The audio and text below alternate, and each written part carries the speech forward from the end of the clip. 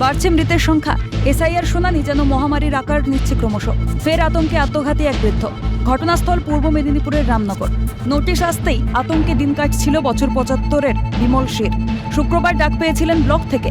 পরিবারের অভিযোগ, নোটিশ আসতেই কী কাগজ জমা দেবেন তাই নিয়ে এক প্রকার দুশ্চিন্তাগ্রস্ত হয়ে পড়েছিলেন ওই বৃদ্ধ। এদিকে ছিল না ২০০২ সালের তালিকায় নামও। তাতেই আরও আতঙ্ক গ্রাস করে তাকে। মঙ্গলবার গলায় ফাঁস দিয়ে আত্মঘাতী হন বিমল শীর। নোটিশ এসছে বাড়িতে। আজকে 4 দিন হয়ে গেলো নোটিশ এসছে। নোটিশ নিয়ে একটু টেনশানে ছিলেন উনি। কিছু বলতেন বাড়িতে? কাগজপত্র নিয়ে একটু মাথা ইয়ে হয়ে গেছে। আর উনি একটু টেনশানে ভেঙে পড়েছেন। এই কাগজ সে কাগজ এই নিয়ে টানাটানি বাড়িতে করছে কাগজপত্র। ছিল 2002-এর আগে নাম ছিল, 2002-এর পর নাম আছে। পরে নামটা উঠেছিল, তার জন্য কাগজপত্র দেখাতে হবে। কাগজপত্র জোগাড় করতে পেরেছিলেন? কাগজপত্র জোগাড় যে কাগজ বলেছিল থানা থেকে বা ব্লক থেকে সেগুলো জোগাড় করে। তারপরেও কেন এই ধরনের ঘটনা ঘটলো বলে মনে করছেন? উনি যে টেনশানে ছিলেন, উনি যে এরকম করবেন আমিও তো বুঝতে পারিনি। বাড়িতে কোনো অশান্তি বা টাকা লেনদেন কিছু না। আগে তিনি কি করতেন? একটা সার্ভিস করতেন। কোথায়? খবর পেয়ে রামনগর থানার পুলিশ পৌঁছে ওই বৃদ্ধের দেহ উদ্ধার করে। ঘটনা প্রকাশ্যে আসতেই ফের কাঠগড়ায় নির্বাচন কমিশন ও কেন্দ্র সরকার। রাজ্য জুড়ে এসআইআর আতঙ্কে একের পর এক মৃত্যুতে প্রশ্ন উঠছে ক্রমশ। এরই মাঝে দায় ঝেড়ে ফেলতে এসআইআর আতঙ্ককে মিথ্যাচার বলে দাবি বিজেপি নেতৃত্বের।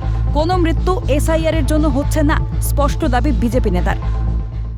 যিনি মারা গেছেন তাকে এসআইআরের আতঙ্ক দিয়ে প্রচার করছে তৃণমূলরা, এবং ভারতের ভেতরে যে কোনো হিন্দু তার কোনো রকম কোনো খসড়া থেকে নাম বাদ যাবে না এবং সে ভারতবর্ষেই থাকবে। ভারতবর্ষে কিছু আগাছা ঢুকে এসছে, তার কাটার বেড়া নিচের থেকে যারা ঢুকে এসে ভারতবর্ষে বসে ভারতের থালিতে খেয়ে ভারতকে ছেদা করছে, তাদের জন্য এসআইআর।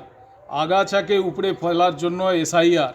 আর সেই এসআইআরের যে কোনো জায়গায় কারোর মৃত্যু হলে সেই এসআইআরের আতঙ্ক বলে চালিয়ে দেওয়া তৃণমূলের অপপ্রচার, এবং তৃণমূল এসআইআরের জন্য ভীত সন্ত্রস্ত। প্রৌঢ় যে কোনো মানুষের মৃত্যু যারা হচ্ছে এসআইআরের আতঙ্কে হচ্ছে বলে চালানো হচ্ছে। আপনারা সাবধানে থাকবেন। রামনগরবাসীকে আমি আশ্বস্ত করতে চাই, কোনো মৃত্যু এসআইআরের জন্য হচ্ছে না। নির্বাচন কমিশন কেন তালিকা প্রকাশ করে চিহ্নিত করছে না কারা রোহিঙ্গা আর কারা অনুপ্রবেশকারী? রামনগরে বৃদ্ধের মৃত্যুর খবর পেয়ে সুর চড়িয়েছেন তৃণমূল সেকেন্ড ইন কমান্ড। শ্রমিক থেকে শুরু করে বয়স্কদের যেভাবে হ্যারাস করা হচ্ছে এসআইআর এর নাম করে, আজকেও একজন রামনগরে মারা গেছে, গতকালও একজন রানীবাঁধে মারা গেছে। রোজ সকালে একটা করে মৃত্যু সংবাদ। কটা বিজেপির নেতা সাংসদ গেছে এই মানুষগুলোর পাশে দাঁড়াতে? যারা মারা গেছে তারা ঘুষপেটিয়া।